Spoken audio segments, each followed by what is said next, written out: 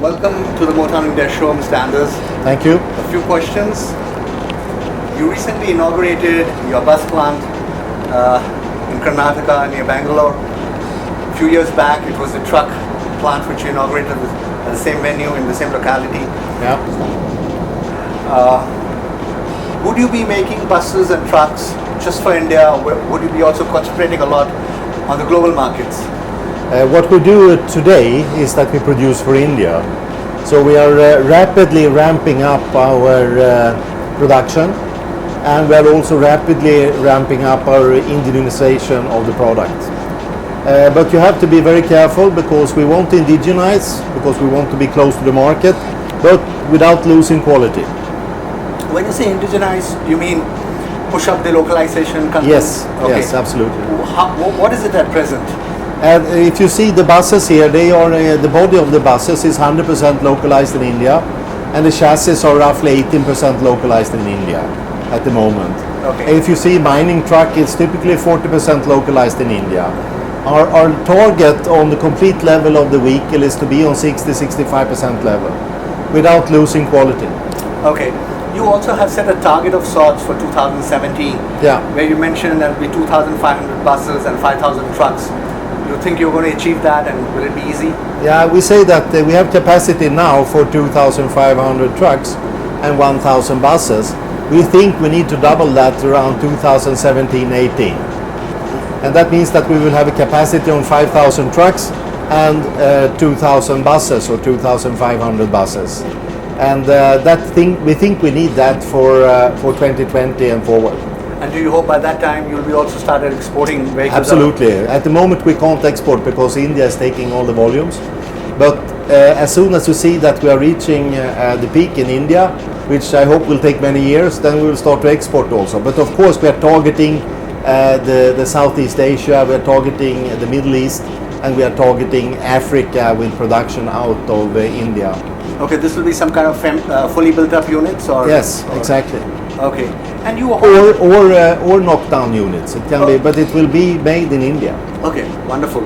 And the facility also accommodates a biogas unit, and you've also produced an ethanol bus. Yeah. Now what's the This intention? is an ethanol bus we are sitting in. Fantastic. What's the intention? I mean, you feel there's a market for this? Absolutely. I mean, we are sitting here now in the ASRTU 50-year anniversary in Delhi, and we had the transport minister here and the minister of urban development recently saying that India must be decarbonized, and the way forward with decarbonization is by using biofuels in connection with hybridization and electrification. That's the way to decarbonize the transport industry, and I think that the Indian government has really understood that. They are on to the game, and they are determined to really reach the targets they have set up. They have set up 10% biofuels in the Indian fleet of vehicles by 2023. And if we can do that, which is a huge challenge, Okay. and if India can do that, Modi has said that this is no reason that why we can't reach 50% 2030. So that we have both the government with us and STUs and the private customers and the population of India, our customers, they are behind this. They understand that we need to decarbonize the vehicle industry, transport industry. Okay, that's a great effort. Yeah. And you're also in the trucking business. You're on the haulage trucks, the mining trucks. Now, are these segments also picking up in the country? Especially the mining industry, I would say. It's really, I say that this year it has been giving 12 concessions on new mines, which is a record. It's not happened since 2009, since the scams were there, and everything. Absolutely. It seems like through the e-auctions and the new policies of the government, that's under control now, and new concessions are given. So we expect 12 has already been given. We expect another 12 this autumn, which means 24 in a year. And you have never seen that since, beginning of the 21st century. So I definitely believe that the mining will pick up very strongly. But also with the infrastructure development India is doing right now, and the introduction of the GST will mean improved flows in India, and that means also that the Scania on-road product will be more and more appreciated, because we travel with a much higher average speed than the local products. But we are penalized today because of all these stops at borders, all the inefficient handling in both ends of the value chain, and that is because of the taxation system and because of bad infrastructure. So if that is solved, I also see a very bright future for the on-road segment. Okay, hopefully better days ahead. I think so. I think everything that is happening now with the modernization of India is speaking for the premium segment, and that this premium segment will grow, and if the premium segment grows, Scania will grow. Okay, Mr. Anders, just a couple of more questions. What's been the progress with your Metrolink buses? Yeah. I mean, have they been successful in certain cities? Your views? You know, the Metrolink just behind you is then the intercity coach, and that has now been doing its debut in the STUs also. We have sold 100 of that bus now to private operators, and we have sold 35 to the KSRTC and 35 to the MSRTC. Okay. So now we are opening up also the state units for that bus, and it has been very much appreciated. You know, all our products can run on biofuels. The bus is probably the safest bus in the market, fulfilling the rollover demands R66 2.0, which is valid in Europe 2017. It's already fulfilling now in India.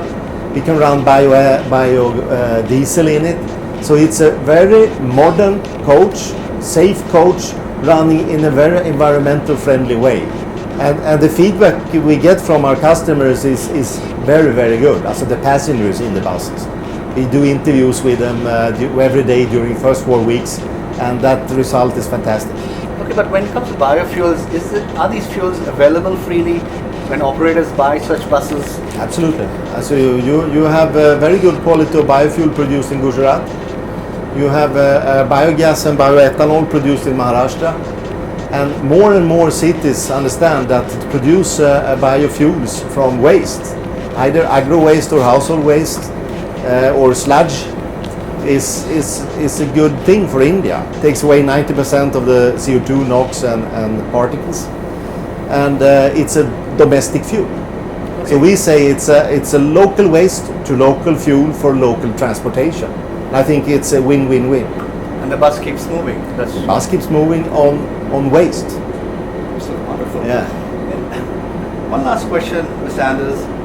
The present Indian government, it has a very ambitious plan to build around 100 smart cities. Yeah.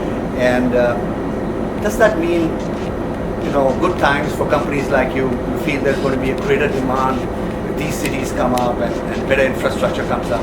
I think it means good business for everyone, really. Both the FDIs and the Indian companies, because you can imagine the amount of concrete and other things that will be needed to produce roads and to produce cities, etc., and that will all be supplied by Indian companies. You will see a lot of infrastructure roads. You will see a lot of infra when it comes to communication. You need a lot of infra to improve the grid of India, so the electrification of the cities.